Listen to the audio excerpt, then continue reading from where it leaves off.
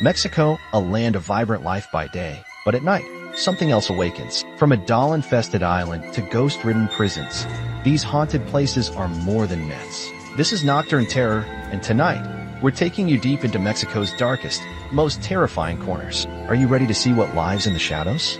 Welcome to Nocturne Terror, where real history and chilling legends collide. Tonight, we're crossing the veil in Mexico, a country rich in culture, tradition, and ghost stories that refuse to die. From ancient cemeteries haunted by vampires, to bridges echoing with the cries of La Llorona, and mansions where spirits still wander, this episode dives into 15 of Mexico's most haunted places and the horrifying true stories behind them. These aren't just scary campfire tales. These are real locations you can visit, if you dare. And as always, viewer discretion is advised, because what you're about to see may follow you into your dreams. Let the terror begin.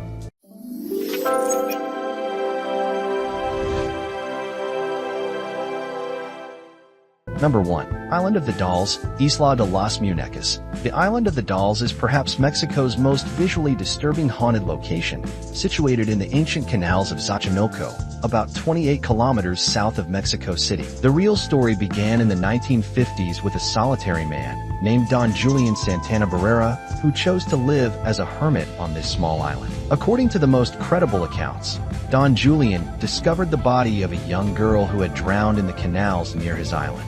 Shortly afterward, he found a doll floating in the same waters, which he believed belonged to the deceased girl. Overwhelmed with grief and perhaps guilt for not being able to save her, he hung the doll from a tree as a sign of respect and to appease the girl's spirit. But this was just the beginning. Don Julian claimed he could hear whispers, footsteps, and anguished cries in the darkness. Convinced the island was haunted by the girl's spirit, he spent the next 50 years collecting discarded dolls from trash heaps and the canals, hanging them throughout the island.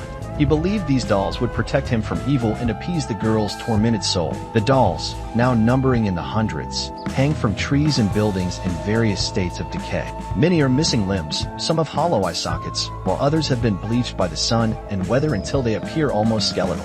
What makes this place truly chilling is how the elements have transformed these once innocent toys into grotesque figures that seem to watch visitors with empty eyes. In a tragic twist that added to the island's eerie reputation, in 2001, Don Julian was found dead by his nephew. According to local legend, he drowned in the same spot where he believed the little girl had died decades earlier. Some locals insist that the dolls, now possessed by restless spirits, called him to the water. Today, visitors who brave the journey to the island report unsettling experiences. Dolls that seem to move their heads or limbs, whispers that echo through the trees, and the overwhelming sensation of being watched. Electronic equipment often malfunctions mysteriously, and many photographers later discover unexplained shadows or figures in their pictures.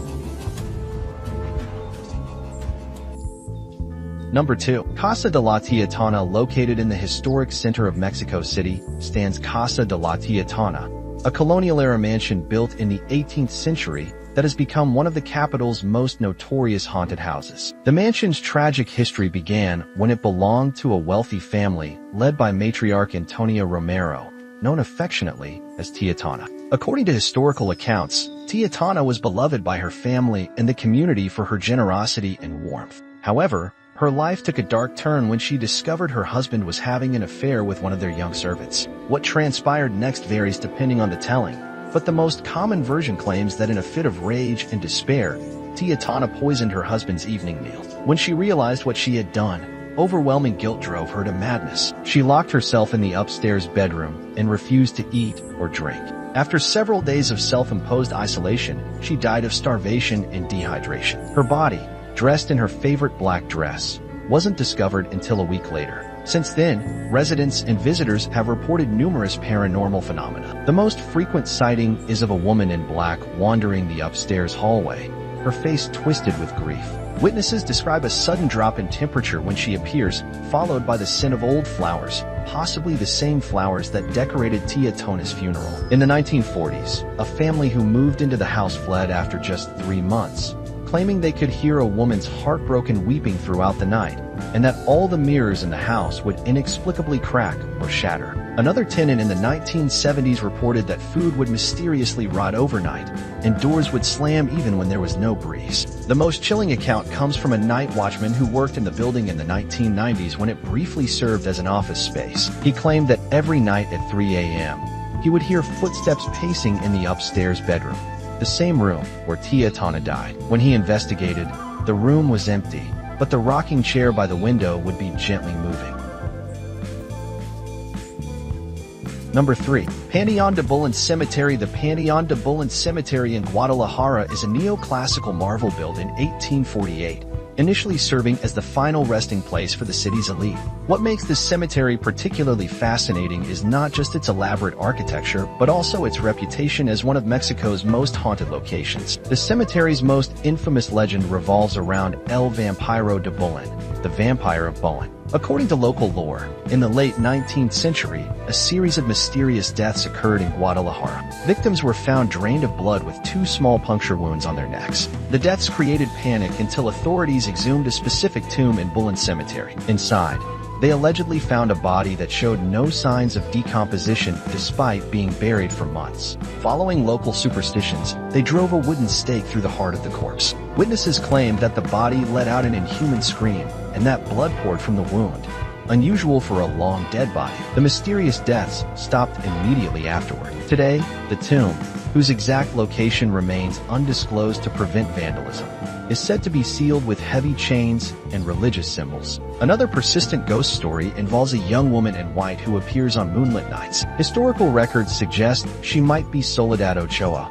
a young bride who died on her wedding day in 1860. Visitors claim to see her wandering between graves, her white gown, originally her wedding dress, glowing faintly in the darkness as she searches eternally for her fiancé. The cemetery also houses the famous rotten tree, an ancient tree that reportedly blooms only at midnight. Legend says that anyone who witnesses this midnight blooming will die within a year. Some paranormal investigators have recorded unexplained temperature drops around this tree, sometimes reaching 15 to 20 degrees below the surrounding area. Since 1896, the cemetery has been closed for new burials, transforming into a museum that offers both day tours and the famous nights in the Panteón tour. Guides report that electronic equipment frequently malfunctions within certain areas, particularly around the oldest tombs, and visitors often report feeling unseen hands touching them or hearing whispers directly in their ears when no one is nearby.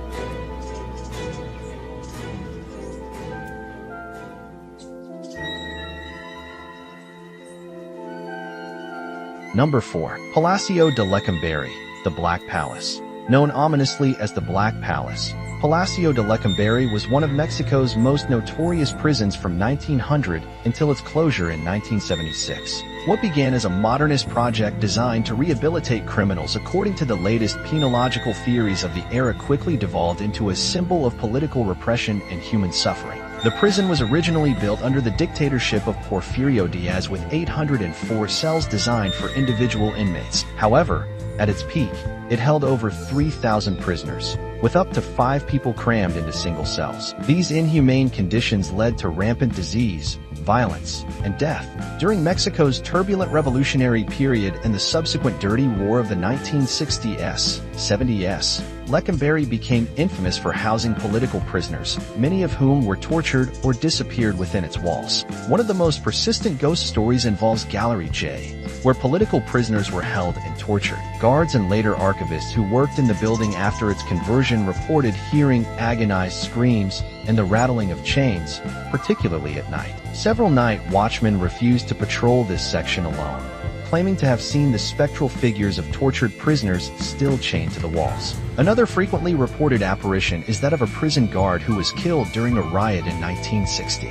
Workers report seeing a man in an old-fashioned uniform walking through walls and disappearing into the floor. The apparition is said to be particularly active around the anniversary of the riot in November. Perhaps the most chilling account comes from the prison's old execution chamber. Though capital punishment was abolished in Mexico in 1929, extrajudicial killings reportedly continued.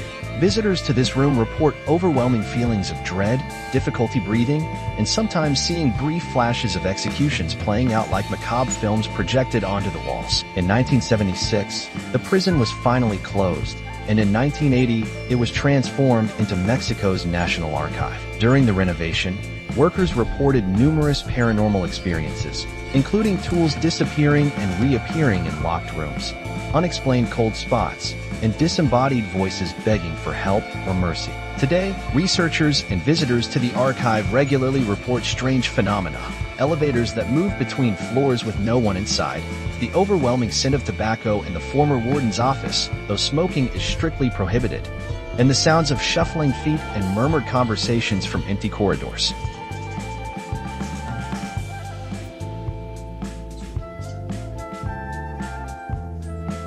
Number 5. La Moira House. Hidden in the Colonia Roma neighborhood of Mexico City stands a once grand mansion now falling into disrepair, known locally as La Moira House. The mansion dates back to the early 1900s when it was built by a wealthy Spanish merchant who made his fortune in silver mining. The house gets its name from its most famous and tragic resident, Maria Moira Castellanos, who lived there in the 1940s. According to historical records, Moira was a celebrated soprano with the Mexico City Opera who fell in love with and married a prominent politician. Their marriage seemed idyllic until rumors began circulating that her husband was involved in corrupt dealings and had a second family in Veracruz. When Moira confronted him, he allegedly became enraged, fearful that his double life would become public. On a stormy night in October 1947, neighbors heard terrible screams coming from the mansion. When police finally arrived, they found Moira dead in the attic, having been strangled with her own scarf. Her husband was nowhere to be found, and despite an extensive manhunt, he was never located. Some believe he fled to Europe, while others suspect he may have been murdered by business associates who feared he would implicate them if arrested. Shortly after Moira's death, new residents of the house began reporting strange occurrences. Lights would turn on and off without explanation. Doors would slam shut even when there was no draft, and most disturbingly, many claimed to hear a woman singing operatic arias in the middle of the night, the music seemingly coming from the empty attic. In 1965, a family with 3 young children moved into the house, unaware of its history. They fled after just 2 months, claiming their youngest daughter had conversations with an elegant lady in a red dress whom no one else could see.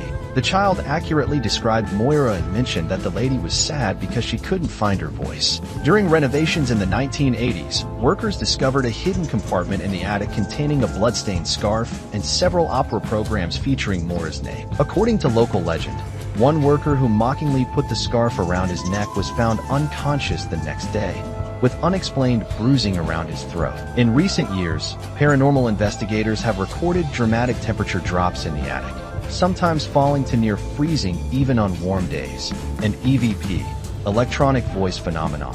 Sessions have captured what sounds like a woman singing snippets of arias from Puccini's Madama Butterfly, which was reportedly Moira's favorite opera.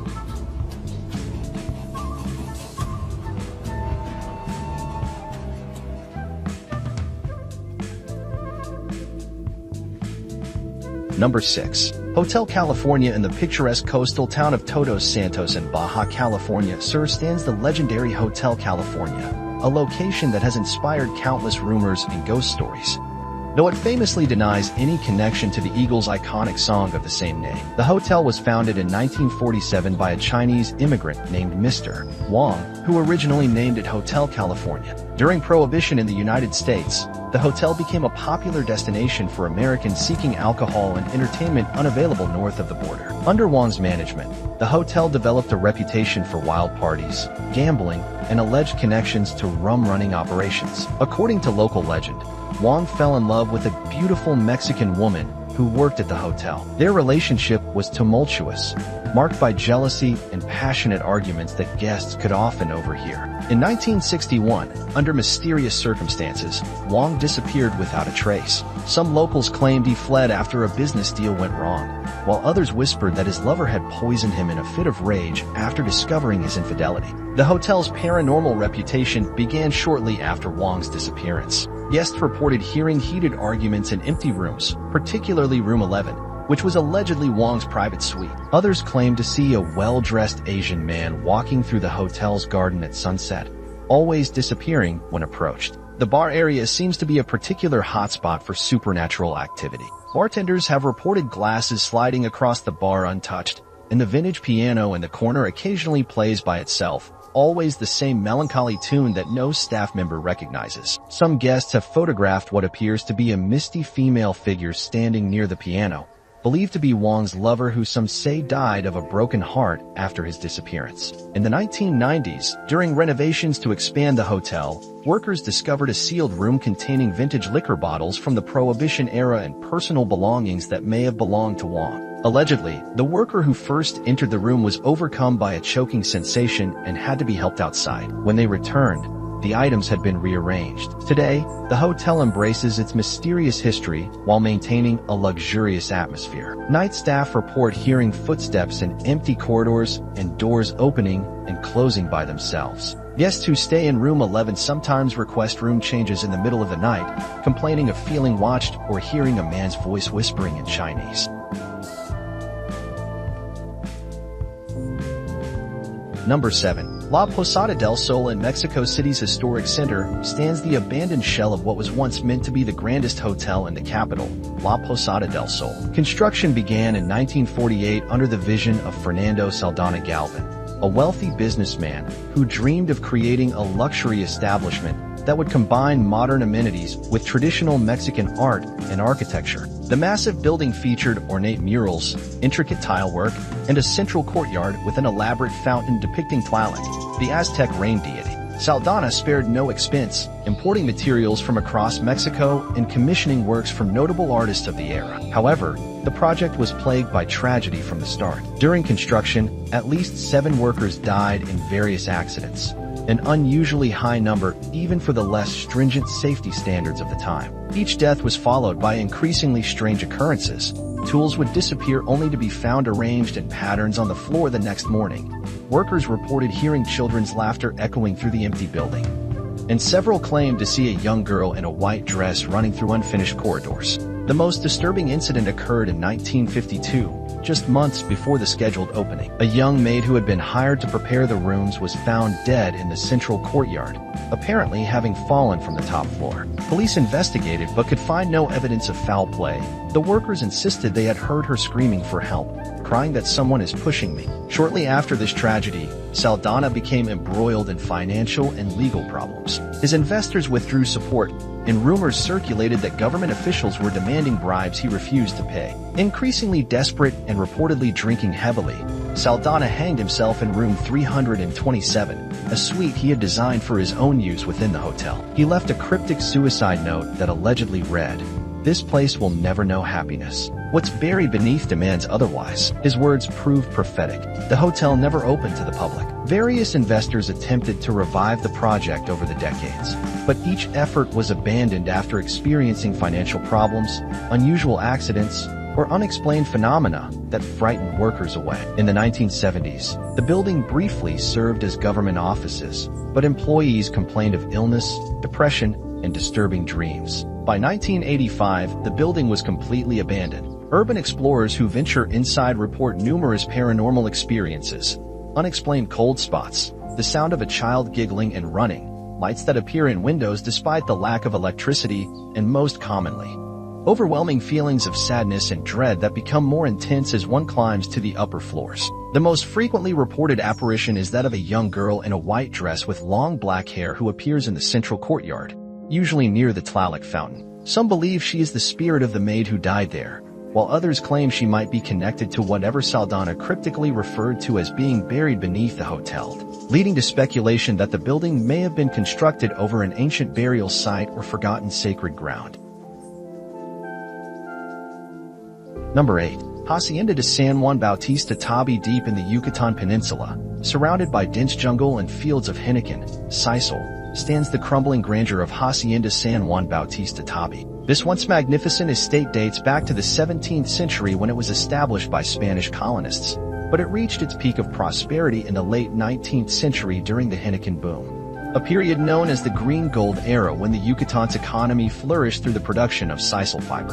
The hacienda's dark history begins with its treatment of workers, particularly the indigenous Maya, who were essentially enslaved through debt peonage. Working conditions were brutal. Laborers toiled in the scorching heat, cutting the sharp henequen leaves with machetes, often suffering serious injuries. Many died from exhaustion, disease, or punishment for not meeting quotas. According to local oral histories, workers who attempted to escape were hunted down, returned in chains, and publicly flogged as an example to others. The hacienda's owner during its most prosperous and most notorious period was Don Felipe Peon Machado, a ruthless businessman known for his cruelty. Local legends claim he had a particular fondness for exercising derecho de pernada, right of the first night, the supposed feudal right of a lord to take the virginity of the servant girls on their wedding nights. This practice allegedly led to numerous unmarked graves on the property, as girls who resisted sometimes disappeared. The hacienda's fortunes declined sharply after the Mexican Revolution when land reforms broke up the great estates. By the 1930s, it was largely abandoned, left to be reclaimed by the jungle. Today, partial restoration has been undertaken, but much of the vast complex remains in atmospheric ruins. Paranormal activity at the hacienda reportedly intensifies at night, particularly around the former workers' quarters in the main house. Security guards and overnight visitors report hearing the sounds of chains dragging across stone floors and the crack of whips, though no one is present. Others claim to hear the weeping of young women coming from what was once Don Felipe's bedroom. The hacienda's chapel seems to be a particular focal point for supernatural phenomena. Visitors have reported seeing candles light themselves during daylight hours and hearing chanting in Maya when the building is empty. Several tourists have photographed what appear to be figures in period clothing kneeling at the altar, visible only in their pictures. Perhaps most disturbing are the reports from the Henneken processing areas, where workers would have labored in dangerous conditions. Visitors sometimes report the overwhelming smell of blood and the sensation of hands grabbing at their ankles. Local Maya guides refuse to enter certain buildings after sunset, particularly the punishment house, where disobedient workers were once confined. In 2008, a team of paranormal investigators spent 3 nights at the hacienda. They reported equipment malfunctions, batteries draining inexplicably, and recording what they believed to be EVPs of voices speaking in both Spanish and Maya. Their most compelling evidence was thermal imaging that seemed to show a human-shaped heat signature moving through the chapel when no one was physically present.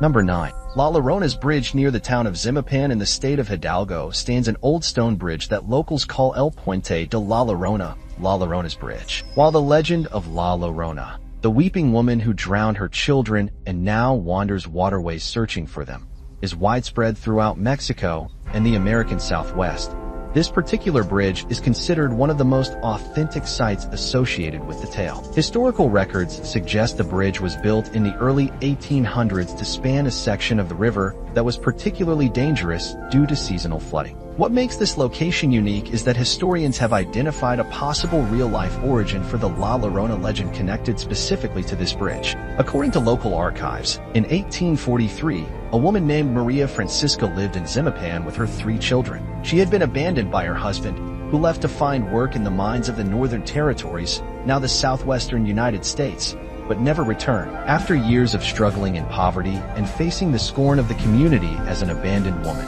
Maria received word that her husband had been seen in a nearby town with another woman and their newborn child. Driven to madness by this betrayal, Maria allegedly took her 3 children to the bridge one night during the rainy season when the river below was swollen and turbulent. One by one, she threw them into the raging waters. As the reality of what she had done set in, she threw herself in after them. All 4 bodies were recovered downstream in the following days. Since then, locals claim that on foggy nights, particularly during the rainy season between June and September, the ghostly figure of a woman in white can be seen walking along the bridge or standing at its center, looking down into the waters below. Her heartbreaking cries, "I miss Hios, oh my children," can allegedly be heard echoing through the valley. Fishermen refuse to work this stretch of river after dark, claiming that those who hear La Llorona's cries are marked for misfortune or death. Some have reported seeing a woman's reflection in the water when no one is standing on the bridge, while others claim their boats are mysteriously pulled toward the bridge's central arch when they try to pass underneath it.